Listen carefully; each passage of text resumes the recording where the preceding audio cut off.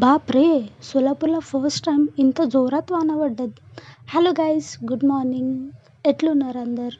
I hope అందరు మంచిగున్నారు. నాకైతే పోయేదుండే పునాకు. దానికెళ్ళి మస్తు పొద్దుగాలనే ఫ్రెష్ అప్ वगैरे అయ్యి స్టేషన్ కోంకైతే వెళ్ళిన. ఇక పోయేటప్పుడు దేవి దర్శన్ वगैरे తీసుకుంటే ఇంత పొద్దుగాల బి దేవికి సజావట్ वगैरे చేసి పెట్టిల్లు. అంటే నేను లేట్ లేసాగా ఇవాళ ఫస్ట్ టైం జర జల్దీ లేచిన అని నాకు ఎట్లా అనిపించింది.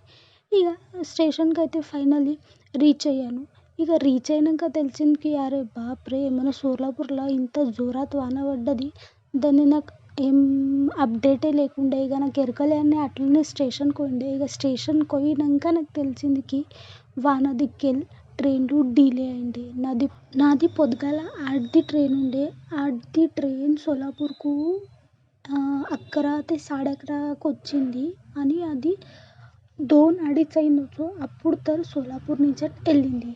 అది వెళ్ళినాక ఇక రస్తాల तर ఈ నజారా చూసిగా బాప్రే అనుకున్నా. అని మెయిన్ ఎప్పుడంటే పక్కనే ముంగటిది బ్రిడ్జ్ ఏమున్నదిగా, ఆ బ్రిడ్జ్ నుంచి ఎప్పుడు ట్రైన్ పోతుంది చూడు బాప్రే, హార్ట్ బీట్గా ఇట్లా డేంజర్ కొట్టుకోబట్టిండేగా. అని ఫస్ట్ టైం మన సోలాపూర్లో ఇంత డేంజర్ వాన పడ్డదని ఫస్ట్ ఎక్స్పీరియన్స్ వస్తున్నది. గింత డేంజర్ వాన పడింది. कुर्डेवाडी దగ్గర ట్రైన్ కూడా చాలా స్లో పోవట్టిండే.